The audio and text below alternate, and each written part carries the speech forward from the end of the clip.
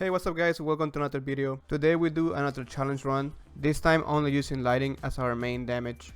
So real quick with the rules, we are not using anything but thundering or lighting incantations. So that is no weapons, no troubles, none of that stuff. Also we are not gonna use summons or any kind, and that's gonna be for the rules. So let's get right straight into it. I'm gonna skip the first parts of the setup because it was just going to different parts of the map and grabbing upgrades for my flasks, as well some of the stones to upgrade the finger steals we get at the start of the game. So long story short, we just went and grabbed all the golden seed, sacred tears, and smithing stones that we can find in the Weeping Peninsula, Lingrave, as well as some part of Leonardo Lake, and the crystal nut faith tier to boost our faith. And after all this, I just realized that I have a big problem. So none of the characters at the beginning starts with a lighting incantation or something that can do damage. So I started looking in the wiki what was the fastest way to get one of these incantations, and option 1 was to go to the artist track on Leonardo Lake, or to go and run warp to Faro Masula and get another prayer book over there. So we made use of gravity and an incantation called rejection. Now to the fight with Margit, it wasn't really hard at all. I already had multiple upgrades from my flasks, as well the wondrous physics and our steel to +6. This fight was super easy, besides Margit doesn't have any defense against lighting. It was just more getting the timing down,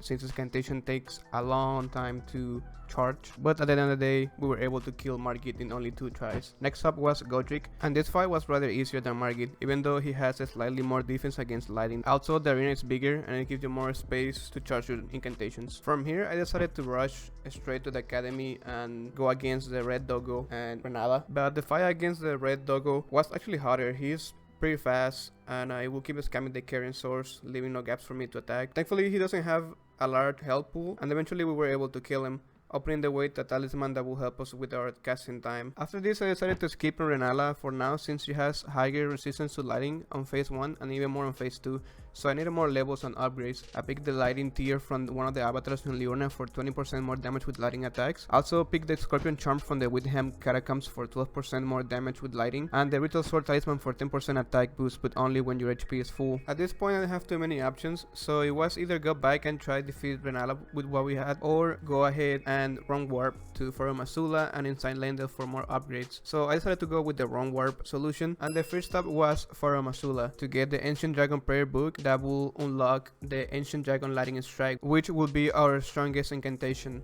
but I needed more levels to be able to use it. Next up was to run warp into Lendel to get the Grable Stone Seal that gives us 20% more damage with the Ancient Dragon incantations. And since I was already inside the capital, I went to fight the Shadow of Godfrey, which it was a pretty nice fight. We got him on our second try. Only problem was to keep distance in such a small arena. With patience, and a few minutes after we got him. Right after I decided to go against Morgat, and just like the Shadow of Godfrey, it was pretty hard to maintain distance since there are very aggressive bosses, but I noticed the first phase was a little tougher than the second phase since he becomes weak to lighting. Also the arena gets filled with water, giving us a little extra boost on damage. All this giving us the upper hand, and we were able to kill him on our first try. Right after this fight I decided to go against the Draconic Sentinel, the one that is on the entrance to Lendel if you do it right. And yes, I know that it's not necessary at this point because I already rampart inside Lendel, but I just needed to take care of personal matters with this guy. And even though I was a few levels ahead, this fight was just stupidly hard.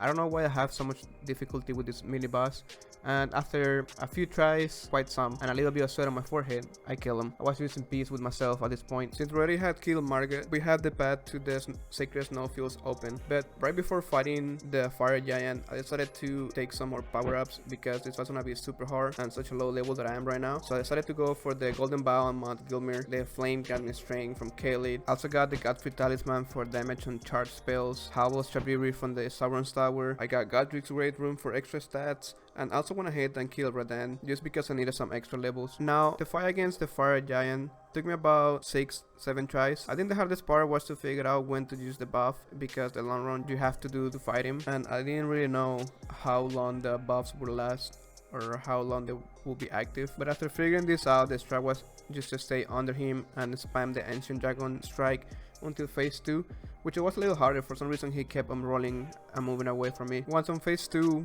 we just used Torrent to run behind him and buff again, and then just stay under him when he's spitting rocks and use our Dragon Strike, which will do a lot of damage on him. And we just closed the fight with the Lightning Spear because I was just short. We lit the Goblet of Fire and went to Farm Azula once more, but this time to face the most annoying boss in the game, the maker of my nightmares, during my only fire run, which by the way, if you haven't seen it, the video will be in the description below. And all I could think was this fight was gonna be very annoying and hard, but I was wrong. Exploring the pillars in the arena and using our Dragon Strike, it made this fight very trivial, so much that we got them first try, and to be honest, I was just happy the fight was over quickly and easy. Sadly, happiness doesn't last forever. Up until now, we have decimated every boss and enemy that has come our way, either first try or in a few tries. We always had the upper hand and came out victorious, but now we are against Malekith. He wasn't only hitting like a truck, but was super fast and aggressive.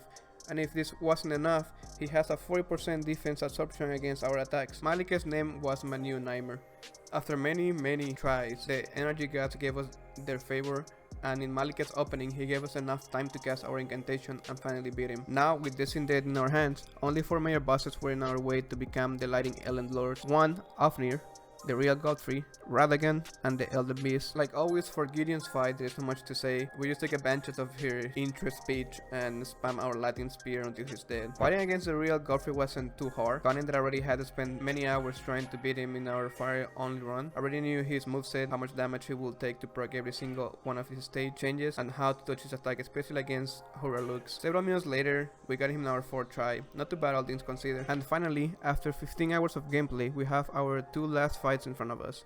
It's been a long journey, but nothing so far has given me so much pain than fighting against Radagon. He's not the hardest boss, but this time it was pure pain. He doesn't only hit us like a truck with all his attacks, he's also very fast and slightly resistant to lightning attacks. Despite to be so many tries, even more than Malekith, who was stronger against lightning. In the middle of all of this, I decided to get stronger buffs and went for Lord of Dog Exaltation Talisman and the Wise Mask for more damage when we proc bleed. I got the Commander standards for 20% more damage instead of the 15% from the Golden Bow incantation. I started Millicent Quest to get the Flux Canvas Talisman for 8% increase in all incantation. Also, I had to kill Renala to respect my stats because they were a little bit all over the place. Even though after all of this, it wasn't an easy fight, mostly because I found out the Elden Beast was even stronger against lightning attacks, so I had to make sure that I had enough blast for the second fight. And after 8 hours in 2 different days, continuously trying this fight, I was able to align a perfect shot with the Dragon Strike in 2 different occasions against Radagon, dealing tons of damage, and even a luckier Dragon Strike opening the fight against the Elden Beast, taking 3/4 of his health and taking advantage of every opening to rebuff and trying to do as much damage as I could. And finally we were able to defeat the Elden Beast and become the Elden Lord only using lighting. This run took me about 18 hours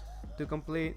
It wasn't that easy since there is not that many guides of lighting builds or something alike on YouTube for the wiki. Also guys, this run was made on patch 1.6 or 1.06. So on 1.07 it seems like some of these incantations are even stronger, so that might be actually make it easier if you guys wanna copy this build. And well, thank you guys for watching and I'll see you next time.